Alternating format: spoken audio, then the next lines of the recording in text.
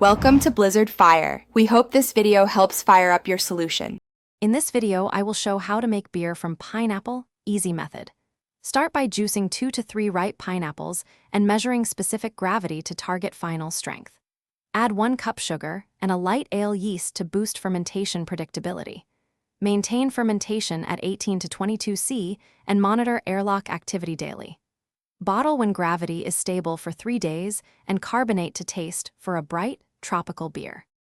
Measure fresh pineapple juice and balance sweetness with sugar to reach desired gravity for a sessionable beer. Use a neutral ale yeast to preserve fruit character and invite tropical notes. Include yeast nutrient to prevent stuck fermentation and consider pectic enzyme to clarify the beer. Keep sanitation strict and use boiled, cooled water for any adjustments. Taste and adjust acidity before pitching yeast for a lively, well-rounded finish. If you are finding this helpful, please subscribe and like the video.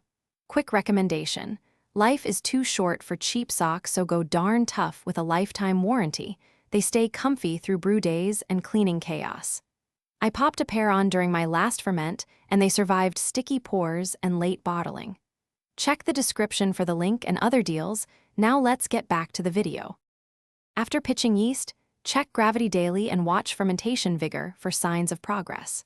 Rack to secondary after primary activity diminishes to clear out solids and reduce fruit haze.